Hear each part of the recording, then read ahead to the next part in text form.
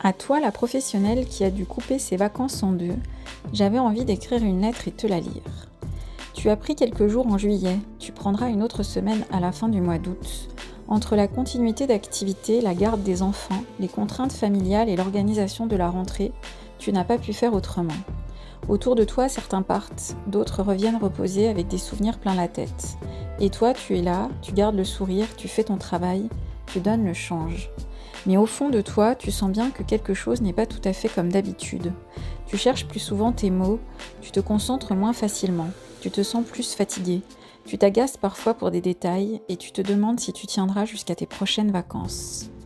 Je voudrais simplement te dire que je suis profondément sensible à ce que tu vis. Cette situation que beaucoup de professionnels traversent en silence chaque été m'a donné envie de t'écrire aujourd'hui. Sache que ce que tu ressens est compréhensible et que cela mérite une attention particulière. Le repos n'est pas un luxe, c'est un besoin. Ton cerveau, ton corps et tes émotions ont besoin de véritables temps de récupération pour retrouver de la concentration, de la motivation, de la disponibilité. Si cette année tu n'as pas pu t'offrir une vraie coupure, ne fais pas comme si cela n'avait pas de conséquences. Accueille ce que tu ressens, reconnais ton besoin de souffler. Et demande-toi dès aujourd'hui ce que tu pourrais mettre en place pour prendre soin de toi, même après une journée de travail. Parfois, il ne s'agit pas de partir plus loin, il s'agit simplement de s'accorder un peu plus d'attention.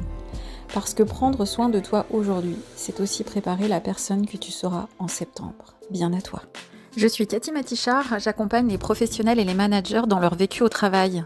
Je les aide à porter un regard juste sur leurs problématiques et à retrouver une prise de recul bénéfique, tout en respectant leurs réalités et leurs engagements.